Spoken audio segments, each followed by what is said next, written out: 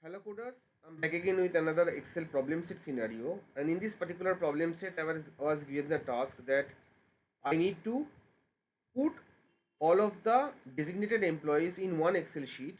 Now Sheetal Pramanik, Ritesh Dash and all of these employees, they are business analysts, while as Ashit Nag, they are that is the rows immediately below that particular record, though those falls under the same designation, that is technical executive.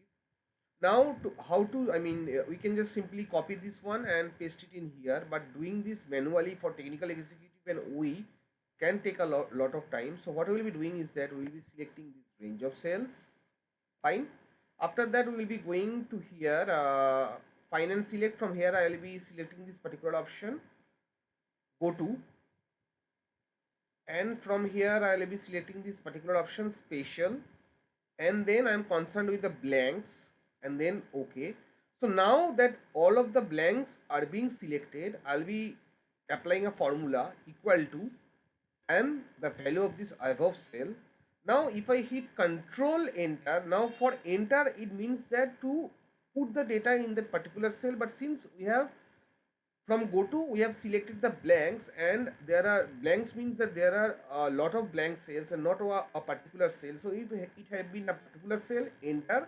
Now since there are I mean more than one cell, so we'll be pressing control enter from our keyboard and our data is completed.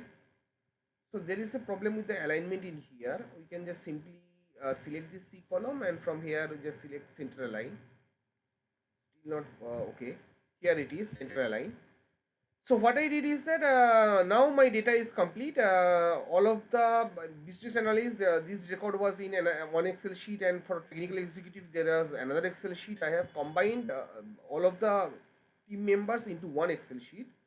So that's all for this short Excel video. Let me know in the comment section how you felt about this video. Thank you all guys, and happy coding.